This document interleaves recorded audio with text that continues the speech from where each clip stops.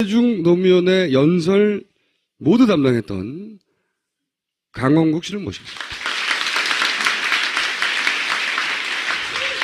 우선 어쩌다가 연설 담당을 하시게 된 거예요? 그렇게 길게 올해? 그 청와대 가기 전에 제가 김우중 회장 정경련 회장 하실 때 대우에서 김우중 회장의 스피치라이터. 대우 증권에서 한 7년 근무를 하고요. 그 이제 회장 비서실 이제 정경련 회장이 됐을 때 회장 비서실에 가서 자본의 앞잡이였잖아.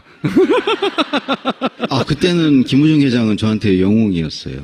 그때는. 예. 그래서 3년간 그 대우 회장 비서실에 있다가 대우가 이제 문을 닫았죠. 예. 그리고 좀 있다가 김대중 대통령 연설 행정관 중에 경제 분야 쓰는 사람이 어디를 가게 됐어요. 근데 이제 청와대에서 이제 공석이 있으면 안 되니까 사람을 찾았는데 정경련 회장 연설을 썼으면 이 사람은 좀 쓸 수 있겠다 싶어서 저한테도 이제 시험 문제를 줬고 광복절 경축사를 써서 보내렸는데 그 기획예산처라든가 경제부처 장관 연설 쓰는 사람도 한 2사람 정도. 그때 테스트를 해요, 이렇게? 연설 써보라고? 어느 날 갑자기 메일이 왔어요. 전혀 생명부지 그 당시 고도원 선배가 연설 비서관이었는데 전혀 몰랐는데 이제 와서 나한테 전화 왔다는 것도 얘기하지 말라고 그래서 정말 나는 처음으로 저는 청와대 어디 있는지도 몰랐고.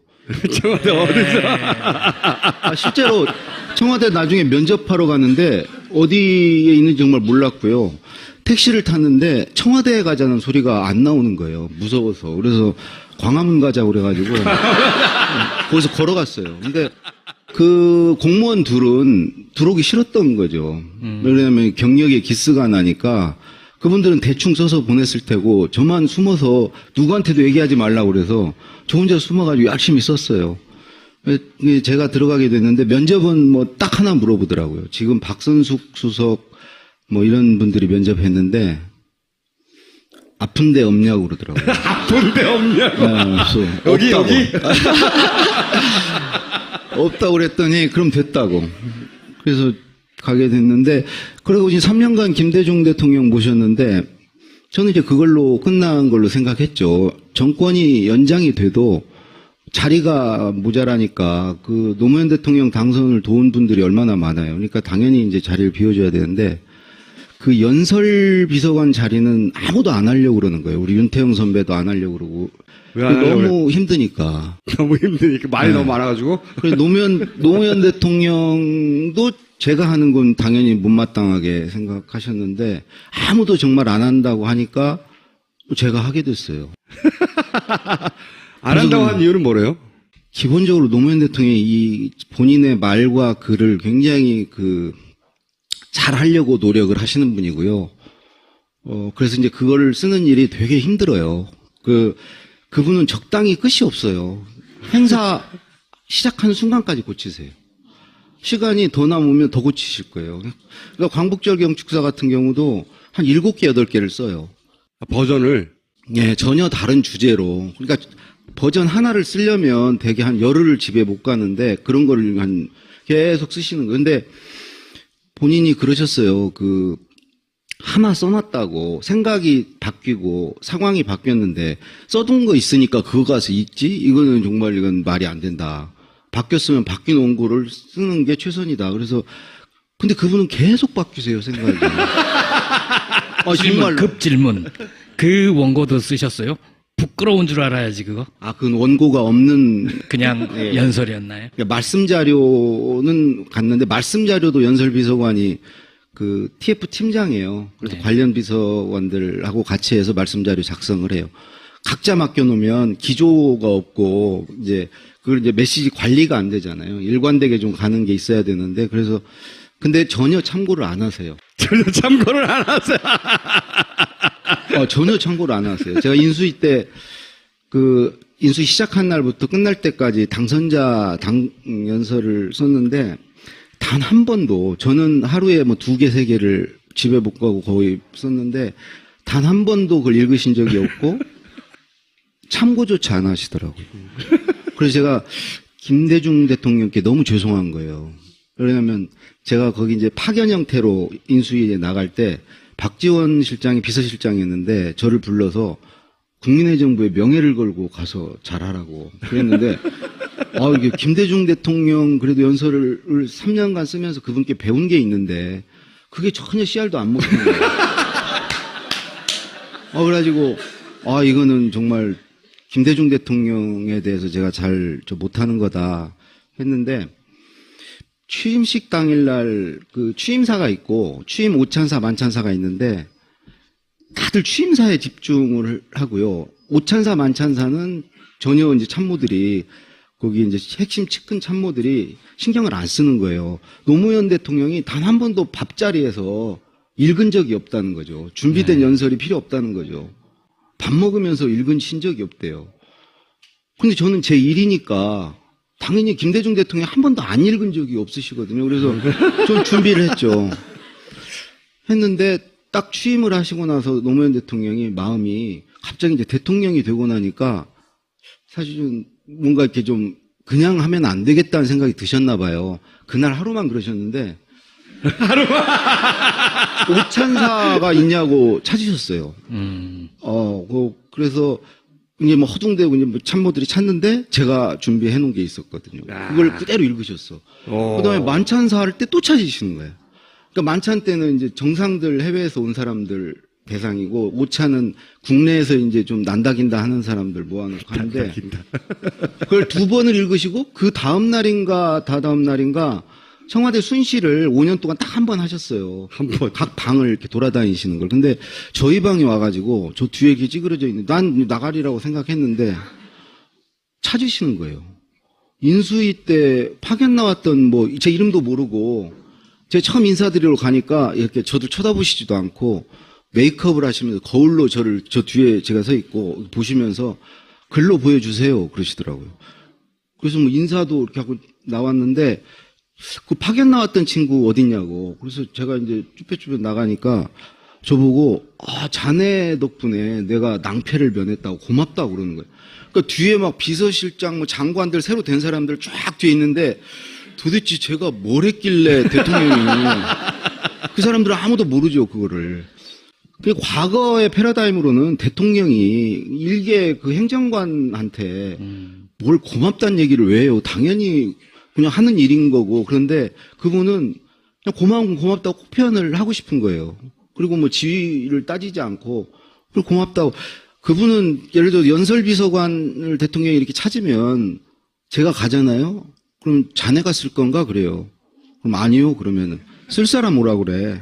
그럼 행정관이 이제 과장이나 국장이 가서 직접 구술을 과장한테 대통령이 직접 구술을 하시죠 연설 쓸 때. 처음에 연설문을 쓸 때 초안을 잡기 위해서 구술을 하는 스타일이었어요? 김대중 대통령도 그랬었어요? 김대중 대통령은 한 번도 이제 구술을 받은 적이 없고요. 심지어 김대중 대통령 때는 이제 우리가 올려드린 종이에 고쳐서 주시는데 빨간 펜 선생님. 예. 그래서 밑에 비서동에서 이제 대통령 직무실까지는 걸어서 뭐 30분 거리니까 그때도 이메일은 있었으니까 이제 부속실에 이메일을 쏘고 부속실에서 출력해서 대통령 드리면 되잖아요. 근데 그 당시 분위기는 어디다 대고 대통령한테 쏘냐고. 메일을 쏘는 것도 쏘는 거라고. 근데 이메일이 거의 처음 나왔을 때요. 어디다 대고 쏘냐고 그래가지고 매번 출력해가지고 딱 두 손으로 들고 올라갔어요. 그리고 대통령이 이렇게 고쳐주신 거를 글자를 못 알아봐도 그분 옥중서신 보면 깨알같이 국한문 혼용체예요. 한자도 막 약자로 쓰셔서 정말 무슨 말인지 모르는 경우 있거든요. 그것도 누군가가 올라가서 비서실장도 가서 이거 뭐라고 쓰신 거예요? 이거 못 물어봤어요. 그럼 그럴 때 어떻게 해요? 오랫동안 모신 사람을 다 불러가지고 그래 부속실도 오고 다 와가지고 이 암호는 뭐냐? 해독을 하는 거예요. 해독. 근데 그게 이제 한번 걸르는 과정이 왜 그러면 낭독본을 해서 올려드리거든요. 그러면 이제 그걸 대통령께서 이제 본인이 낭독하실 때 바로잡을 기회가 있으니까 그걸 못 물어봤어요. 근데 노무현 대통령은 모든 것을 다 구술하실 수가 없죠. 시간이 없으니까. 그래서 중요한 건 꼭 부르셨어요. 그래서 구술하시고 초안을 써서 이지원으로 이렇게 올려드리면 그걸 또 직접 이지원상에서 고치시거나 아니면 도저히 이렇게 고칠 수준이 아니면 부르셨어요 또. 그래서 이제 또 올라가서 하고 어떤 경우는 이렇게 올리면 군더더기가 많습니다. 그래요. 댓글로.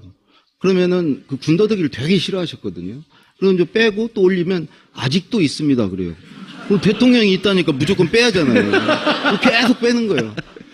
그분은 이렇게 남들이 다 하는 얘기, 뭐 일반론, 뭐 이런 얘기하고 뭐 인용하고 이런 거 되게 싫어하셨어요. 내 얘기도 하기 바쁜데 내가 반부패 국제회의 연설 때 부패란 뭐 나쁜 거고 막 이런 말 썼다가 진짜 잘리는 줄 알았어요. 그때 첫 회인데 진짜 화를 내셨어요. 부패가 당연히 나쁘지. 아, 그리고 반부패 국제회의가 서울에서 개최되는데 그 전문가들이 다 오는데 거기가 되고 뭐 부패가 나쁘고 뭐 이런 소리를 왜 하냐고. 내가 뭘 어떻게 할지를 얘기를 해야지. 내가 어떤 생각을 갖고 있고. 근데 이제 그때만 해도 이제 그런 구술을 안 받고 이제 했는데 그 뒤로 애들이 이제 잘 모르는구나 생각을 하시니까 지시를 하기를 저한테 자네는 내가 하는 소리를 항상 녹음을 들으라고. 그래서 아침, 근데 하루 종일 얘기를 하시는 거예요. 아니, 아니, 5시 반쯤 일어나시거든요? 5시 반에 일어나시면 식전에 벌써 회의를 한두 건 하세요. 계속 말씀하시고 또 밥 먹으면서 계속 말씀하시고. 주무시기 전까지 계속, 근데 그거를 다 들으라고 그러니까 저는 연설을 쓸 수는 없고 이제 하루 종일 듣고 있는 거죠. 왜 그러냐면 그걸 듣지 않으면 그분은 계속 생각이 발전하시는 분이라 어제 하신 말씀을 가지고 내가 쓰면 이미 관심사가 다른 쪽으로 넘어가 있는데 그걸 가지고 쓰면 대통령이 안 받아주시잖아요. 그러니까 실시간으로 계속 쫓아가야 되는 거죠. 그러니까 김대중 대통령은 정말 그 생각의 관역이 너무 멀어가지고 제가 맞추기가 어려웠는데 노무현 대통령은 관역이 굉장히 가까웠어요. 근데 막 움직여요, 관역이. 우리가 그걸 따라가기가 훨씬 힘들었어요. 따라가지 말고 미리 앞서서 가 있으면 되잖아. 제가 이제 두 분을 모실 수 있었던 건요. 저는 뭐 독서량도 부족하고 글도 좀 겸손의 소리가 아니고 정말 그래요. 근데 유시민 선배 같은 분은 절대 못 모셔요. 우리나라에서 그 두 대통령은. 근데 두 대통령 아닌 다른 대통령은 유시민 선배 같은 분이 모셔야 돼요. 왜 그러냐면 없는 걸 만들어 드려야 되니까 글도 잘 쓰고 생각도 있고 그런 사람이 모셔야 돼요. 그리고 실제로 김영삼 대통령 때까지는 다 그런 사람이 썼어요. 연설 비서관이 못 썼어요. 공보 수석이 썼어요. 그랬죠. 왜 그러냐면 밑에서는 그거를 이렇게 할 수 있는 역량이 안 되는 거예요. 연설 비서관은 자료만 챙겨서 공보 수석한테 줬어요. 그럼 공보 수석은 앉아서 연설 일이 다 했어요. 윤여준 수석, 뭐 이수정 수석. 그리고 그럼 공보 일은 누가 했냐? 정무수석이 했어요. 왜 정무수석이 공보 일을 언론을 상대합니까? 채찍과 뭐 이거 당근을 정무수석이 갖고 있는 거예요. 정무수석이 언론 핸들링을 다 했어요. 언론 정책도 다 하고 공보수석은 언론 일을 않고 앉아서 연설문만 쓰고 있었어요. 근데 그 일이 가장 중요한 일이었어요. 공보수석 밑에 비서관들이 1비서관, 2비서관 있었는데 그 비서관들이 분야를 나눠가지고 그걸 서포트 해주는 일이 가장 중요했어요. 연설이 왜 그렇게 중요한 겁니까? 그 당시만 해도요, 와이스 때까지만 해도 중요한 자기가 발표할 거리들이 있으면 그 계기를 딱 정해가지고 그때 딱딱 발표를 하고 연설을 통해서 국정을 완벽하게 운영했죠. 왜냐하면 개인적으로 뭐 이렇게 노무현 대통령 같이 어디 뭐 이렇게 뭐 춘추관을 찾아가지도 않고 이렇게 사람을 만나서 이렇게 허심탄회하게 얘기하는 스타일들이 아니고 절대 그런데 왜냐면 그때까지만 해도 절대 대통령은 말하지 마라. 말하면 무섭지 않다. 말하지 말고 가만히 보다가 그냥 잡아다가 중앙정부 데려가서 족치고 내보내고 세무조사하고 이렇게 하면 되지 뭐 설명해주고 그렇게 하지 말라고 얘기하고 그것도 하지 마라. 그냥 가만히 입 닫고 있다가 행동으로 보여줘라. 그게 대통령의 덕목이었거든요. 그러니까 말은 연설을 통해서만 딱 정색을 하고 딱 얘기하고 그런 식으로 운영이 됐기 때문에 그게 이제 김대중 대통령 때 와서는 왜 공보수석이 그거를 하고 연설문을 쓰고 앉아있냐고. 연설 비서관이 써야지. 이 유시민 선배한테 2번 정도 대통령이 부탁을 한 적이 있어요. 네. 사전에 5.18 연설하고 4.19 연설 2번을 그것도 노무현 대통령이 굉장히 그 시스템을 중시하는 분이에요. 아주 시스템을 중시하는 분이에요. 그래서 그런 지시를 할 때도 부속실이 안 해요. 연설 비서관한테 연락을 해요. 그래서 유시민 장관한테 그걸 받아와라. 한번 써보라 그래라. 왜 그러냐면 부속실에서 직접 해버리면 연설 비서관이 붕 뜨잖아요.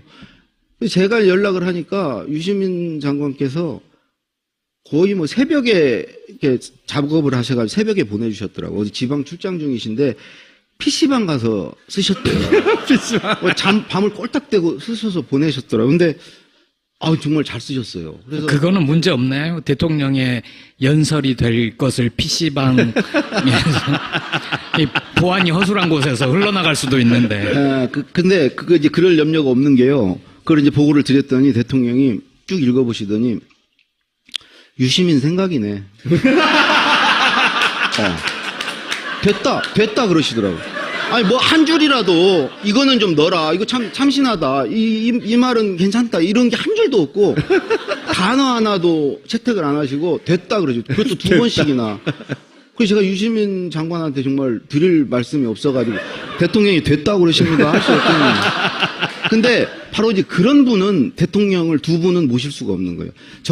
그런 분들은요 자기 생각을 자꾸 집어넣어요. 자기도 모르게. 그리고 자기 문체가 있기 때문에 자기도 모르게 자기 글을 써요. 그러면 노무현 대통령, 김대중 절대 안 받아줘요. 아무리 생각이 좋고 명문장에도 안 받는데 저 같은 사람이 좋은 거예요. 깨끗한 게 들어갈 내 생각이 없어요. 그리고 나는 문체도 없어요. 저는 대통령 생각이 없으면요 글을 못 써요. 너무 얼마나 간절하게 대통령 생각을 쫓겠어요. 계속 들어야 되고 대통령 생각이 없으면 아예 못 쓰니까 저는. 더군다나 또 저는 문체도 없기 때문에 대통령 문체를 갖다가 써야 돼요. 그래서 노무현 대통령이 좋아하는 단어까지 책상에다 붙여놓고 그 단어를 썼어요 다. 논리적인 전개 방식이랑 모든 건 다 대통령 당연히 따라가는 거고요. 그러니까 모든 걸 다 구술을 안 해주시는데 이제 작은 것들은 이제 써서 올리면 구술해 주신 경우도 사실은 구술을 받을 때 대통령께서 그냥 그거 있잖아. 그거 알지 막 그래요. 저는 모르는데 아니 정말 몰라요. 근데 대통령은 막 그거 있잖아. 그거 알지 막 그러셨는데 저는 막 받아 적을 때 물음표만 계속 말을 여쭤보지는 못하죠. 저도. 그게 뭔데요? 그러면 대통령은요. 노무현 대통령은 이렇게 말할 때 끊는 걸 되게 싫어하셨어요. 왜 그러냐면 말을 해야 생각이 난다고 그러셨어요.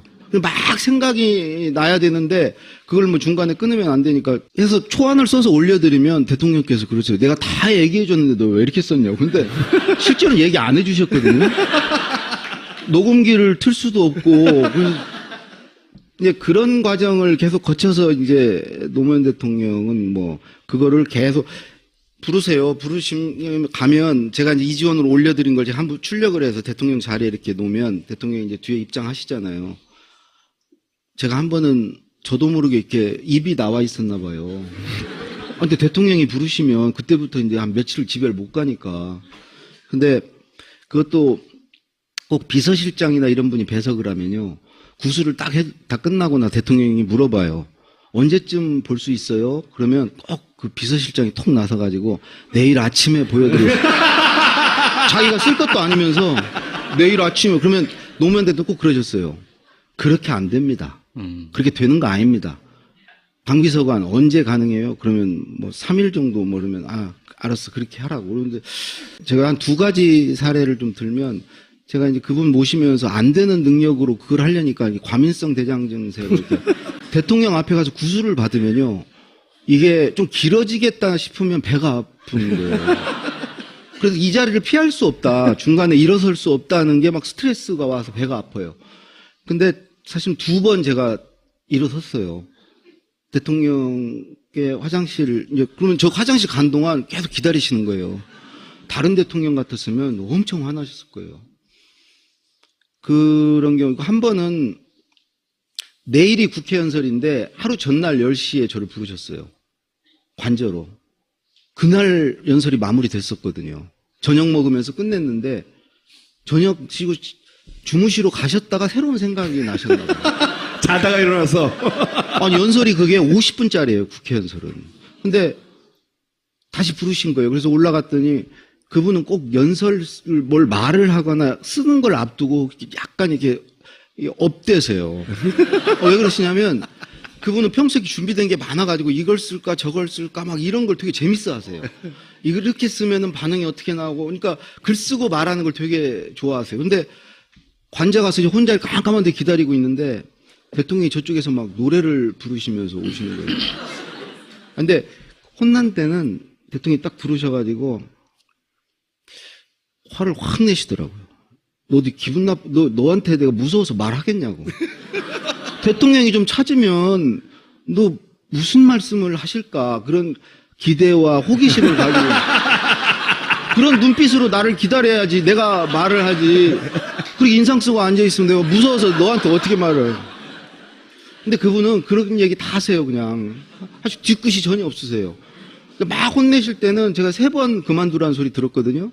당장 그만두라고 그러면서 너 지금 하기 싫으면 그만두라고 사보타지 하냐고 뭐 이런데 다음 날은 아무 적 없어. 그래서 저는 항상 혼날 때마다 정말 계속 내일은 내일의 태양이 뜨겠지 그 생각이 나요. 근데 3번은 진짜 심하게 혼내셔서 그 생각을 하니까 마음이 편하더라고요. 뭐냐면 언젠가는 이분과 헤어지겠지. 정말 마음이. 근데 사실 실제로 헤어졌죠. 근데 그때도 이제 구술을 해주시는 거예요. 다시 쓰자고.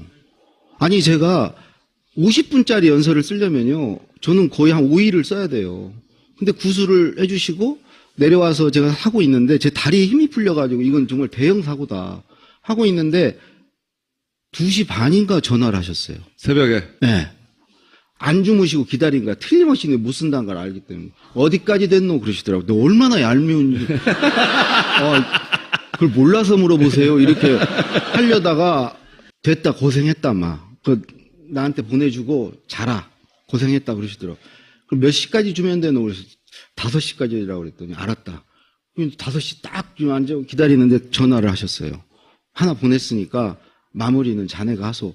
나도 좀 눈 좀 붙이고 가야지. 그러시더니 아니 지금 나보고 마무리를 지금 아니 그래서 제가 그걸 이제 첨부 이지원 걸 봤더니 제목이 노무현입니다 이렇게 돼 있어요. 그래서 이제 첨부 문서 연설문을 열어보니까 밑을 막 내려가 봤어요. 그게 뭐 10몇 장 막 내려가 봤더니 감사합니다까지 다 쓴 거예요. 끝까지 다 쓰셨어. 그래서 제가 그때 느꼈어요. 그전에는 되게 야속하다. 나도 노력하는데 왜 이렇게 혼내기만 하실까. 근데 그때 쓰신 실력을 제가 보고 그다음에 독도는 우리 땅입니다라고 시작하는 연설문이 있어요. 그거 본인이 일필휘지 하신 거거든요. 근데 그건 2번을 내가 보고 야, 이 정도 쓰시는 분이 시간이 없어서 나 같은 이제 수족을 하나 부리는데 이게 머리하고 손이 따로 노니까 이거 얼마나 힘들겠어요. 시간 구술해주면 엉뚱한 거 써오지. 얘를 가리키면서 하려니까 5년 내내 저는 계속 지금 생각해보면 완벽하게 그분한테 개인 교습을 받은 거예요. 글쓰기를 배운 거죠. 근데 이제 그때 그런 생각이, 그분의 실력을 한번 보고 나서, 내가 그동안 이분을 모신 게 아니고 이분한테 배웠구나. 나를 많이 혼낸 건 정말 많이 가르쳐 주신 거구나. 이런 생각이 들면서, 그다음부터는 이게, 그렇게 혼나는 게 별로 힘들지 않았던 것 같아요. 밤새 들어도 재밌을 거는 같은데. 그러니까 말이야. 최순실 얘기까지 가지도 못하고. 원래 우리가 모신 목적이 있잖아요. 무슨 얘기를 듣겠다고.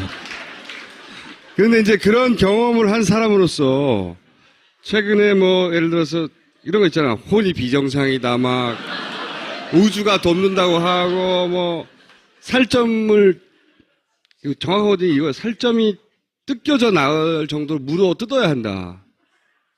이게 대통령 연설에 나온 거거든요. 단두대로 쳐야 한다, 막. 규제는 원수다, 막 이런 워딩들, 이게 뭐야, 씨발, 이런 북한 용어 아니야? 이런 거 막, 응? 원수를 죽창으로 찌르려고 똑같은 수준이에요, 진짜. 그런 거를 이제 쭉 보셨을 거 아니에요? 방송용 말고 비방용으로 무슨 생각하셨어요? 그런 거 보면서? 저는 하여튼 박근혜 대통령이 화면에 나오면요. 우리 와이프하고 동시에 일어나서 그 리모컨을 찾느라고 정신이 없거든요. 빨리 돌려. 막 정말 이게 그렇게 막 마음이 급하면은 리모컨이 잘 안 열려요. 그래서 5초 이상 그분의 얼굴을 본 적이 없어요. 방송에서. 그렇기 때문에 그분이 무슨 말을 하고 사실 전혀 모르는데 이런 생각은 했어요. 그분이 이제 다 읽으시잖아요. 심지어 국무회의 발언도 읽으시잖아요. 그럼 말이 사실 안 되는 건데 어쨌든 회의에서도 읽으시는데 그렇게 읽는 것과 직접 가끔 이제 원고 없이 이렇게 말을 하는 경우 있잖아요. 그 말을 들어보면 그 글을 쓸 수 없는 사람이에요. 문장이 안 되죠. 결국 글이라는 것은 그 사람의 생각인데 생각이 정리가 돼야 이제 글을 쓸 수 있는데 그렇게 엉켜있는 생각을 가지고는 어떤 면에서는 아예 생각이 없는 게 보이거든요. 제가 그래서 관역 자체가 없다. 그냥 맑고 순수하네요. 순수한 마음이라는 것도 순수한 마음으로 했다는 것도 정말 뇌가 굉장히 그러니까 굉장히 순백의 뇌를 갖고 그런 마음으로 그런 도움을 청한다는 게 어떤 의미를 갖는지조차 틀림없이 몰랐을 거다. 다른 하나는 그런 걸 해도 되는 걸로 알았을 수 있어요. 왜냐하면 제왕적인 사고를 하면 자기가 못할 게 없잖아요. 아무거나 다 할 수 있잖아요. 그러니까 이제 법 위에 있으면 못할 게 없죠. 저는 둘 중에 하나였다고 생각해요. 그게 어떤 의미를 갖는지를 전혀 몰랐거나. 그러니까 그분도 사실은 피해자예요. 정말 상황이 뭔지를 몰랐어요. 자기는 그렇게 밖에다가 써달라고 그러고 고쳐달라고 그러고 이런 게 이게 무슨 의미를 갖는지조차 몰랐던 것 같고 알았더라도 내가 하는데 무슨 소리야. 내가 대통령이 맘대로 하는 거지. 이런 생각을 하셨던 것 같은데 그래서 제가 계속 의문을 가졌던 건 저거를 말을 못하는 사람이 저걸 썼을 리는 없고 연설기록비서관이 얘기한 걸 보면 뭔가를 써서 드리면 많이 바뀌어서 나온다고 그러고 그러면 부속실 안에 저는 누가 쓰는 사람이 있겠구나. 고치는 사람이 부속실이 있구나. 뭐 하는 데입니까? 부속실이. 그러니까 부속실은 대통령한테 올라오는 모든 서류들을 대통령이 다 보실 수가 없으니까 그걸 선별하는 데죠. 보고 드릴 거 보고 드리고 안 보여드릴 거 안 보여드리고 그야말로 문고리 권력인데 그 안에 그래서 내가 그 안에 있는 사람이 연설비서관을 해야 되는데 이게 좀 뭐가 잘못됐다 그렇게 생각했는데 그게 이제 밖에 있었던 거죠. 근데 이게 사실은 정말 대통령은 말로 국정 운영하는 거거든요. 근데 그 말을 누군가에 검사받고 말을 틀어주고 있는 사람이 있다면 정말 그거는 국정 무슨 개입이나 뭐 농단이 아니고 정말 그 사람이 국정을 운영한 거예요. 그 사람이 대통령이에요. 대통령이 뭘로 국정을 운영합니까? 저는 또 한 가지 의문이 어디까지 알았을까? 그러니까 대통령 본인 알았고 당연히 그다음에 이걸 배달했다고 하는 한겨레가 보던 정호성 제일 부속비서관 지금 말씀하신 부속비서관 부속비서관이라는 게 그야말로 비서인 거죠. 비서. 대통령 비서실에 많은 비서들이 있지만 그 비서 중에 비서죠. 집사. 예. 집사. 부속실장이었죠. 제일 부속실장. 부속실 부속 비서관이라고 그러더라고요. 부속실장이라고 안. 아, 그런가요? 예. 어쨌든 집사인 거예요. 정호성 문고리 3인방 중에 한 사람. 이 양반은 당연히 알았을 거고 배달을 했으니까. 그러면 대통령하고 그 집사 두 사람만 알고 청와대 모두가 모를 수 있어요, 이게? 사실은 제가 이번 사태를 겪으면서 정말 현실은 우리가 상상하는 것보다 더 드라마틱하구나. 그러니까 상상을 초월한 일이 가능하구나. 아마 이게 이 사태 이후로 우리가 IMF 겪으면서 뭐 이런 걸 많이 알았듯이 정말 우리 국민의 상상력이 어떤 일이 벌어지면 이제 이런 것도 이제 상상할 수 있는 역량을 갖추게 될 거예요. 정말 이거는 근데 이게 이제 있을 수 없다는 걸 떠나서 제 경험으로는 지금 정도 분위기면 제가 이번 4년 차를 2번 겪어봤거든요. 김대중 대통령, 노무현 대통령. 그렇죠. 청와대 전 직원들의 대체적인 어떤 느낌이 다 끝났다는 분위기예요.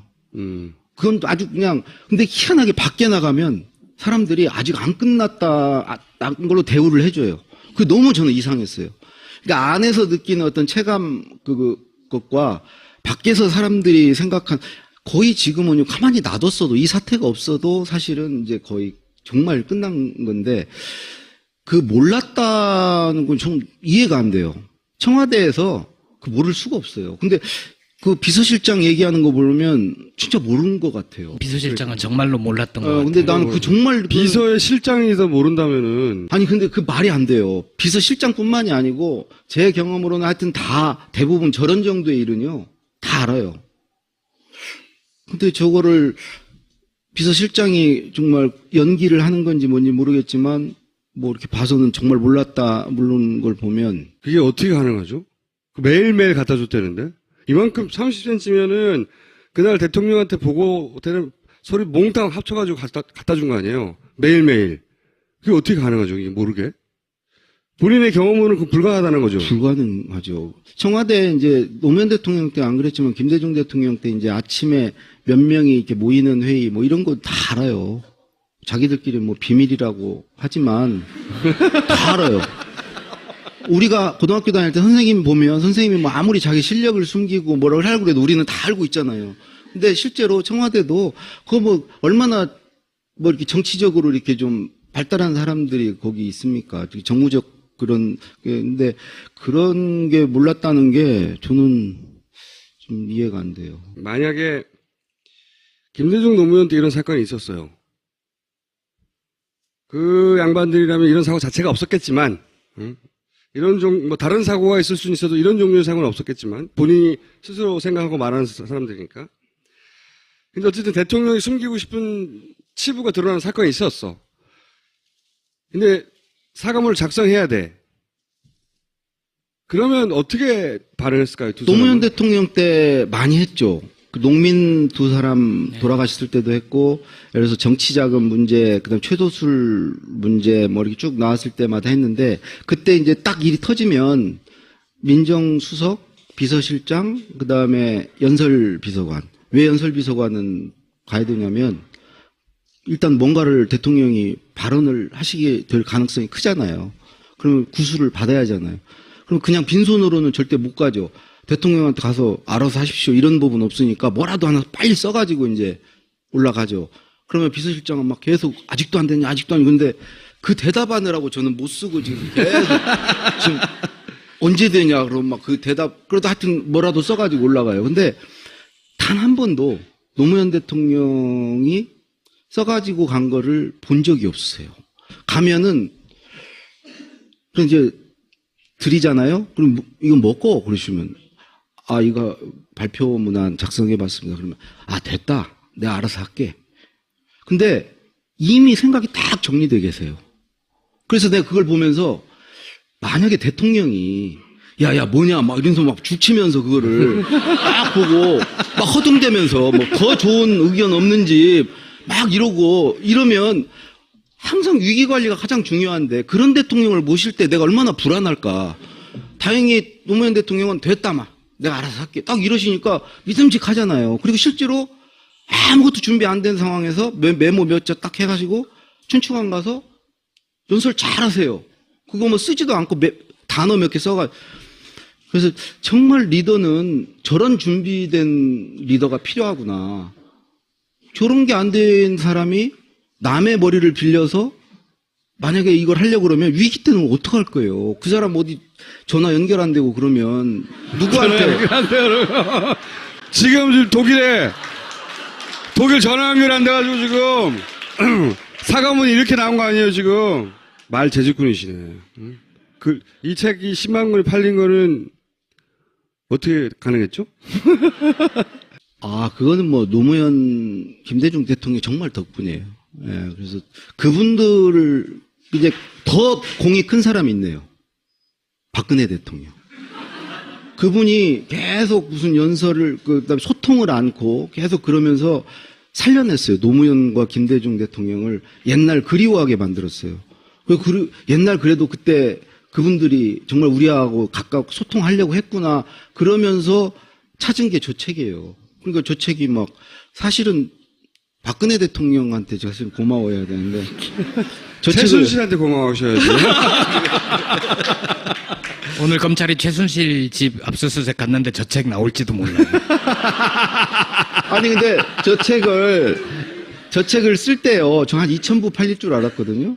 그래서 이제 당당하게 가서 노무현 재단하고 김대중 도서관에 모든 인세를 절반씩 드리겠다고 10원, 1,000원 한 장 내가 안 가져가겠다고 하고 계약금 받은 거를 갖다 드렸어요. 근데 막 책이 막 팔리는 거예요. 아, 근데 정말 한 3만 권 넘어가니까 막 내가 가슴이 떨리는 거예요.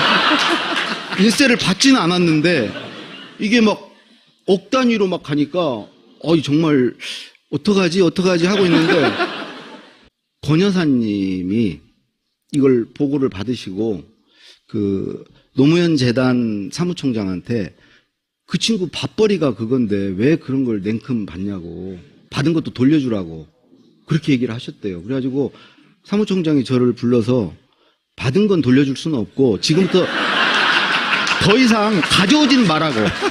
그냥 마음이 얼마나 다행이라고 생각이 듭니다. 오늘 여기까지 하겠습니다. 감사합니다. 국제회의가 이제 서울에서 개최되는데 그 전문가들이 다 오는데 거기다 대고 뭐 부패가 나쁘고 뭐 이런 소리를 왜 하냐고. 내가 뭘 어떻게 할지를 얘기를 해야지. 내가 어떤 생각을 갖고 있고. 근데 이제 그때만 해도 이제 그런 구술을 안 받고 이제 했는데 그 뒤로 애들이 이제 잘 모르는구나 생각을 하시니까 지시를 하기를 저한테 자네는 내가 하는 소리를 항상 녹음을 들으라고. 그래서 아침, 근데 하루 종일 얘기를 하시는 거예요. 아니, 식전, 아니, 5시 반쯤 일어나시거든요. 5시 반에 일어나시면 식전에 벌써 회의를 한두 건 하세요. 계속 말씀하시고 또 밥 먹으면서 계속 말씀하시고. 주무시기 전까지 계속, 근데 그거를 다 들으라고 그러니까 저는 연설을 쓸 수는 없고 이제 하루 종일 듣고 있는 거죠. 왜 그러냐면 그걸 듣지 않으면 그분은 계속 생각이 발전하시는 분이라 어제 하신 말씀을 가지고 내가 쓰면 이미 관심사가 다른 쪽으로 넘어가 있는데 그걸 가지고 쓰면 대통령이 안 받아주시잖아요. 그러니까 실시간으로 계속 쫓아가야 되는 거죠.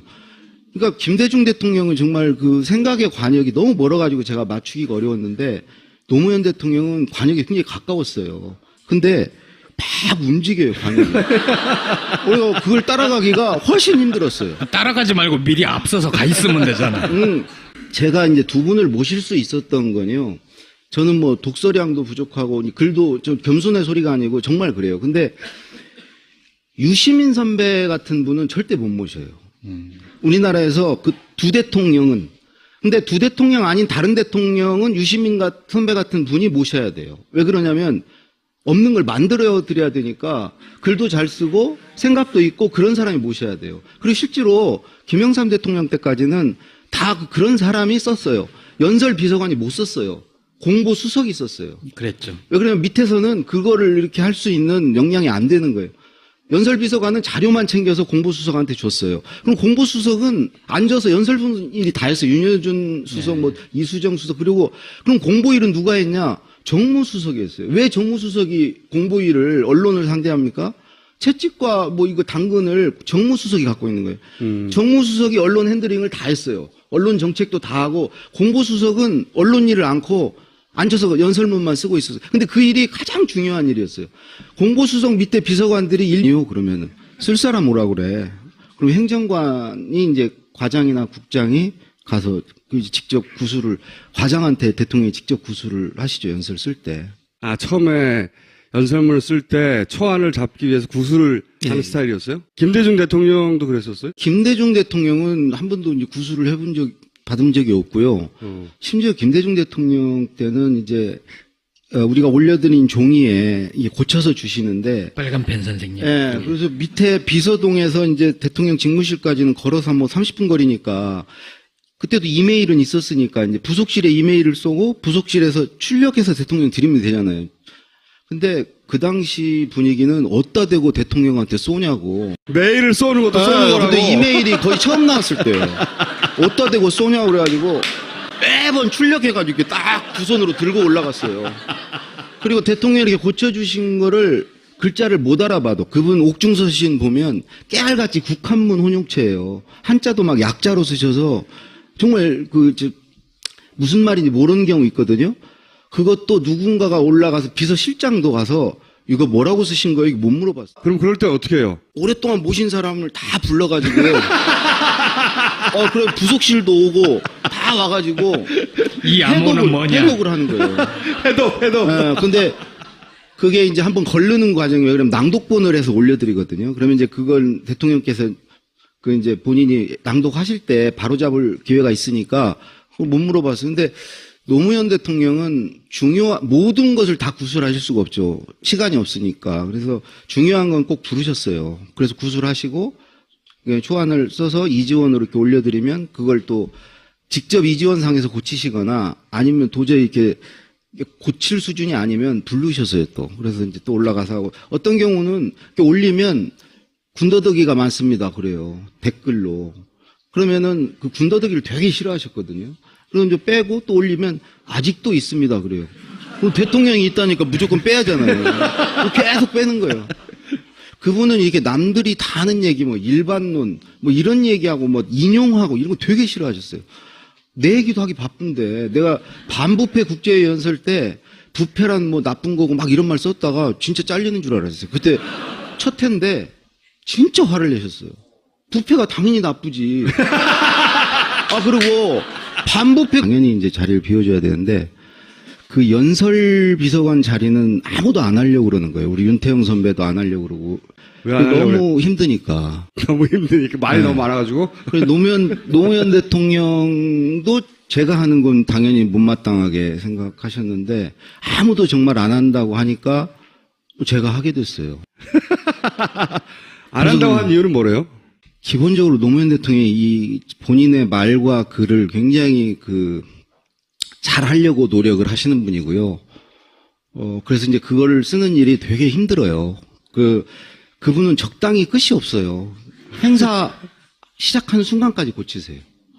시간이 더 남으면 더 고치실 거예요. 그러니까 광복절 경축사 같은 경우도 한 7개, 8개를 써요. 버전을. 예, 전혀 다른 주제로. 그러니까 버전 하나를 쓰려면 되게 한 열흘을 집에 못 가는데 그런 거를 계속 쓰시는 거예요. 근데 본인이 그러셨어요. 하나 써놨다고 생각이 바뀌고 상황이 바뀌었는데 써둔 거 있으니까 그거 가서 읽지? 이거는 정말 이건 말이 안 된다. 바뀌었으면 바뀐 원고를 쓰는 게 최선이다. 그래서 근데 그분은 계속 바뀌세요, 생각이. 질문, 급질문. 그 원고도 쓰셨어요? 부끄러운 줄 알아야지 그거? 그건 원고가 없는 그냥 예. 연설이었나요? 그러니까 말씀 자료는 갔는데 말씀 자료도 연설 비서관이 TF 팀장이에요. 그래서 네. 관련 비서관들하고 같이 해서 말씀 자료 작성을 해요. 각자 맡겨놓으면 기조가 없고 그걸 이제 메시지 관리가 안 되잖아요. 일관되게 좀 가는 게 있어야 되는데 그래서 근데 전혀 참고를 안 하세요. 전혀 참고를 안 하세요. 전혀 참고를 안 하세요. 제가 인수위 때 인수위 시작한 날부터 끝날 때까지 당선자 연설을 썼는데 단 한 번도 저는 하루에 뭐 2개, 3개를 집에 못 가고 거의 썼는데 단 한 번도 그걸 읽으신 적이 없고 참고조차 안 하시더라고요. 그래서 제가 김대중 대통령께 너무 죄송한 거예요. 왜냐하면 제가 거기 이제 파견 형태로 인수위에 나갈 때 박지원 실장이 비서실장이었는데 저를 불러서 국민의 정부의 명예를 걸고 가서 잘하라고 그랬는데 이게 김대중 대통령 그래도 연설을 3년간 쓰면서 그분께 배운 게 있는데 그게 전혀 씨알도 안 먹히는 거예요. 그래가지고 이거는 정말 김대중 대통령에 대해서 제가 못하는 거다 했는데 취임식 당일날 취임사가 있고 취임 오찬사 만찬사가 있는데 다들 취임사에 집중을 하고요. 오찬사 만찬사는 전혀 이제 참모들이 거기 이제 핵심 측근 참모들이 신경을 안 쓰는 거예요. 노무현 대통령이 단 한 번도 밥자리에서 읽은 적이 없다는 거죠. 준비된 연설이 필요 없다는 거죠. 밥 먹으면서 읽은 적이 없대요. 근데 저는 제 일이니까 당연히 김대중 대통령이 한 번도 안 읽은 적이 없으시거든요. 그래서 좀 준비를 했죠. 했는데 딱 취임을 하시고 나서 노무현 대통령이 마음이 갑자기 이제 대통령이 되고 나니까 사실은 뭔가 이렇게 좀 그냥 하면 안 되겠다는 생각이 드셨나 봐요. 그날 하루만 그러셨는데 오찬사가 있냐고 찾으셨어요. 그래서 이제 뭐 허둥대고 이제 뭐 참모들이 찾는데 제가 준비해 놓은 게 있었거든요. 그걸 그대로 읽으셨어. 그다음에 만찬사 할 때 또 찾으시는 거예요. 그러니까 만찬 때는 이제 정상들 해외에서 온 사람들 대상이고 오찬은 국내에서 이제 좀 난다긴다 하는 사람들 모아놓고 하는데 그걸 2번을 읽으시고 그 다음 날인가 다다음 날인가 청와대 순시를 5년 동안 딱 한 번 하셨어요. 한 번. 각 방을 이렇게 돌아다니시는 걸. 근데 저희 방에 와가지고 저 뒤에 이렇게 찌그러져 있는 난 나가리라고 생각했는데 찾으시는 거예요.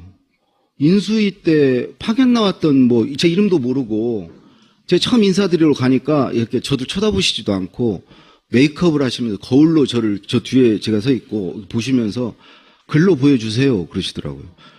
그래서 뭐 인사도 이렇게 하고 나왔는데 그 파견 나왔던 친구 어딨냐고. 그래서 제가 이제 쭈뼛쭈뼛 나가니까 저보고 자네 덕분에 내가 낭패를 면했다고 고맙다고 그러는 거예요. 그러니까 뒤에 막 비서실장 뭐 장관들 새로 된 사람들 쫙 뒤에 있는데 도대체 제가 뭘 했길래 대통령이 그 사람들은 아무도 모르죠 그거를. 그 과거의 패러다임으로는 대통령이 일개 그 행정관한테 뭘 고맙다는 얘기를 왜 해요? 당연히 그냥 하는 일인 거고. 그런데 그분은 그냥 고마운 건 고맙다고 꼭 표현을 하고 싶은 거예요. 그리고 뭐 지위를 따지지 않고 그리고 고맙다고.